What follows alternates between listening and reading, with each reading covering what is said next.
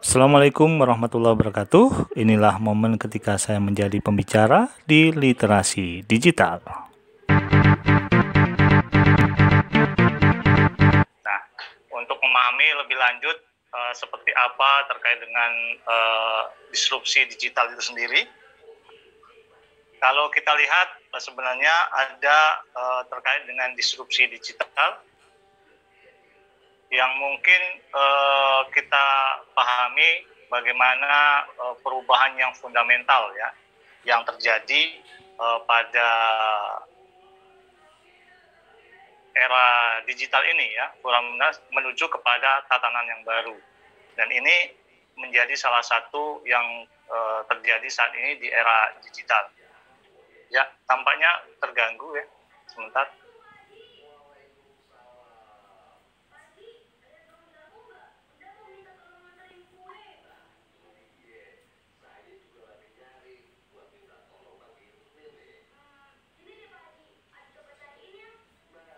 Ya, ini ya.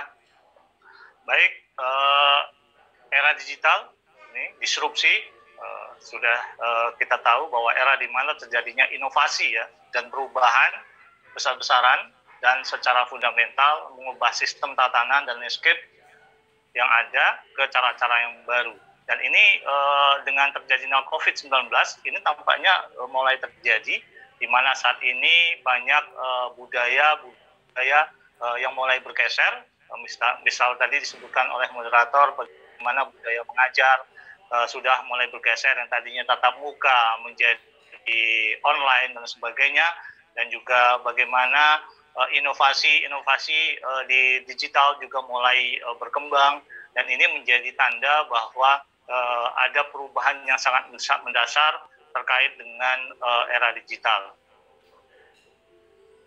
Ya, kemudian ini terkait dengan ciri-ciri era digital yang saat ini berkembang, bagaimana ada inovasi yang berkembang, dan ini kita lihat saat ini seperti ada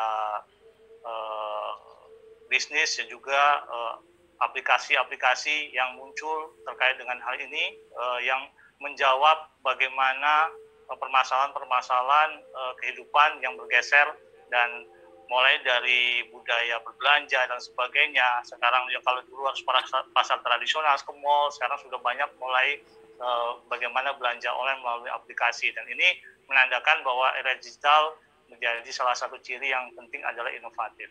Yang kedua, masyarakat melek teknologi, dan ini menjadi perkembangan teknologi. Dan tadi sudah disebutkan bahwa perkembangan internet di Indonesia juga sudah mulai banyak. Kalau berdasarkan data terbaru dari Kompas misalkan yang dirilis di awal tahun 2021, bagaimana pengguna internet di Indonesia ada sekitar 74% dari penduduk Indonesia. Tentunya ini luar biasa terkait dengan penetrasi internet di Indonesia. Dan kemudian ini global ya, artinya kita bisa menjangkau tidak hanya wilayah, tetapi juga bagaimana kita bisa menjangkau batas wilayah tidak hanya di Indonesia, tetapi juga kita bisa melihat fenomena perkembangan di belahan dunia lain, misalkan saja di Eropa dan juga di Asia, di Afrika dan sebagainya. Ini yang menjadi catatan penting. Yang kemudian ada smart, cerdas, semakin cerdas bagaimana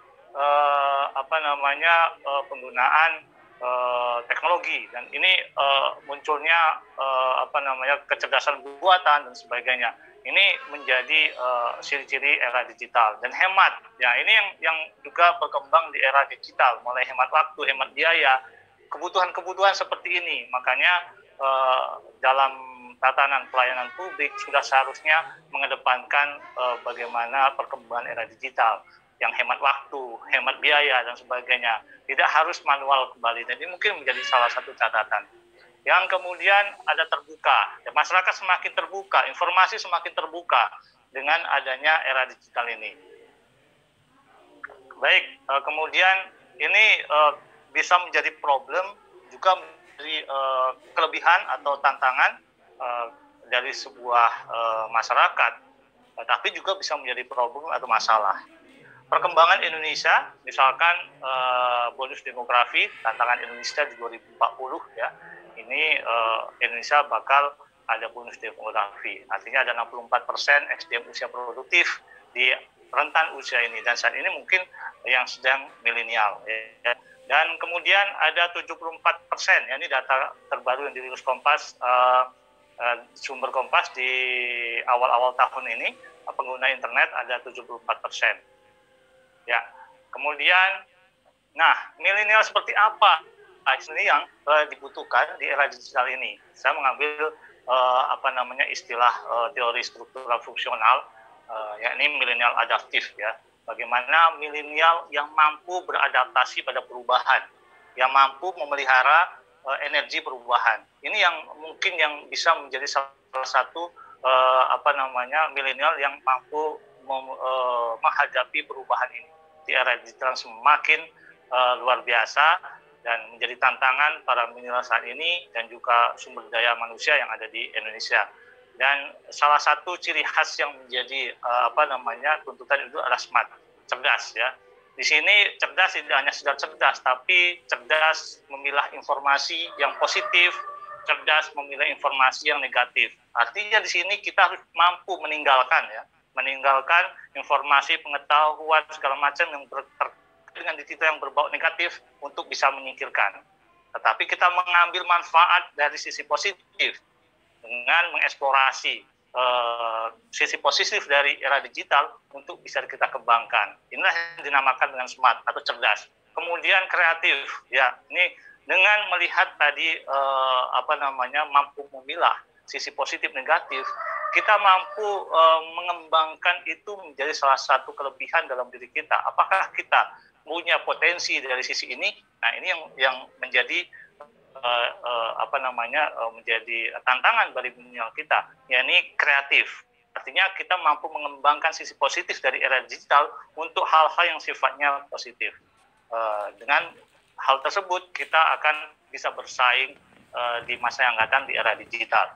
Kemudian ada latensi. Latensi ini adalah pemeliharaan pola. Artinya dengan perubahan tadi, dengan adanya kita sudah beradaptasi pada perubahan, kita sudah beradaptasi dengan teknologi, dengan era digital, dengan mampu mengkreasikan potensi kita yang dimiliki dengan tantangan era digital tersebut, kita harus mampu melihara pola itu, sehingga kita bisa bersaing dengan perubahan-perubahan, tantangan-tantangan yang mungkin selalu berkreasi, selalu berkembang di era digital yang akan datang. Dan ini kita lihat pemerintah Indonesia sudah mulai mengembangkan literasi digital. Bahkan kalau kita lihat dari sisi infrastruktur internet, di tahun 2024 ini sudah ada perkembangan lebih dari 100% BTS internet yang akan dibangun oleh pemerintah. Tentunya ini menjadi tanda ke depan bahwa literasi digital akan semakin berkembang di Indonesia. Ya. Kemudian, kalau di ekonomi ada Maslow, ya, teori motivasi. Saya lebih kepada tangga motivasi era digital untuk membangun budaya digital industri. Yang pertama apa? Yang menjadi fondasi kita harus cerdas. Kemampuan kita harus cerdas, yaitu mampu memilah hal yang positif dan juga negatif. Ini yang pertama yang harus kita miliki sebagai seorang insan yang mandiri, artinya kita mampu membaca. Makanya kalau dalam Islam surat pertama itu ada Iqra, bacalah. Nah, ini salah satu keinginan agar kita mampu menerjemahkan mana yang positif, mana yang negatif, ya. Ini yang menjadi dasar bagi kita untuk menghadapi, beradaptasi pada era digital. Kemudian tangga selanjutnya itu adalah kreatif inovatif. Artinya mampu mengeksplorasi energi positif yang ada di dunia digital. Energi positif ini apa? Ya, kelebihan-kelebihan yang ada di era digital itu sendiri, sehingga kita mengeksplorasi agar kita bisa beradaptasi. Sehingga kita harus ke depan akan menjadi seorang pemenang atau winner menghadapi era digital. Nah, yang terakhir ada tadi latensi. Memelihara energi positif ini yang penting. Karena apa? Ketika kita sudah menghadapi adaptasi, tetapi kita tidak mampu memelihara pola, ini mungkin akan menjadi masalah juga, yang berdampak kepada kita tidak mampu bersaing di era digital. Baik, kemudian yang mungkin menjadi energi positif era digital ini bisa kita lihat di sini ya, apa aja mungkin yang ke depan bisa dimiliki untuk bisa beradaptasi. Ada branding. Nah, ini kalau era digital, branding itu menjadi salah satu energi positif yang bisa dikembangkan sebagai bahkan bisa mempunyai nilai pendapatan, bahkan dan sebagainya. Ini ada branding ekonomi dan bisnis. Tadi Master Coach ya dari Pak Mohaimin sudah menjelaskan bagaimana UMKM membutuhkan branding dan sebagainya. Tentunya ini menjadi satu energi positif yang mungkin bisa dimiliki oleh para milenial saat ini menghadapi era digital. Kemudian ada edukasi, ya, perkembangan digital ini menghadapi perubahan, menghadapi pergeseran budaya dalam hal edukasi. Tadi sudah disebutkan moderator bagaimana kreativitas untuk memberikan pendidikan kepada anak dan sebagainya. Bahkan mungkin saat ini ada pergeseran orang tua juga bagaimana mendidik anak di era digital ini, memanfaatkan teknologi selama itu positif dan baik dan bisa dilaksanakan dengan baik, tidak mengganggu perkembangan. Ini saya pikir bisa dikembangkan. Makanya di situ banyak berkembang mengenai edukasi online, dan sekarang ada ruang guru dan sebagainya. Sekarang sudah banyak sekali ya perkembangan ini. Kemudian ada bisnis online, itu seperti yang dijelaskan juga oleh narasumber sebelumnya, bagaimana perkembangan bisnis online startup yang mulai berkembang, dan juga aplikasi jual beli yang sekarang sudah mulai marak. Kita beradaptasi, tetapi kita jangan hanya sebagai penonton, tapi juga dikembangkan bagaimana kita juga menjadi pemain. Tentunya ini yang mungkin bisa dikembangkan menjadi salah satu tantangan milenial ke depan dan juga tantangan dari pemerintah. Nah, ini mungkin yang penting juga nih, literasi, dan bagian dari saya juga bagaimana di dunia literasi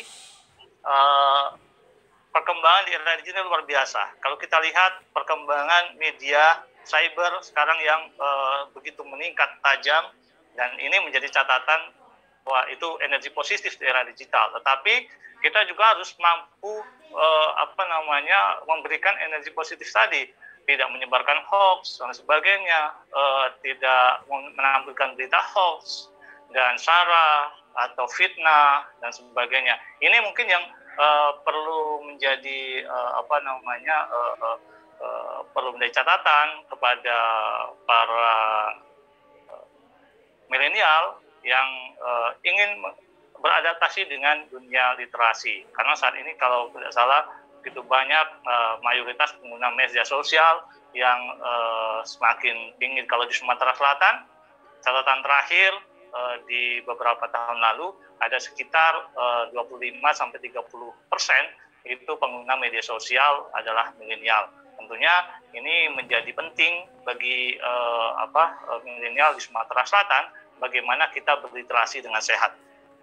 Baik, kemudian ya, ini bagaimana mengasah dan juga membangun energi atau budaya energi positif di era digital. Mau tidak mau ada dua perspektif di sini, adalah kita harus terus belajar. Belajar di sini bisa formal, bisa non formal, dan dengan motivator dan sebagainya.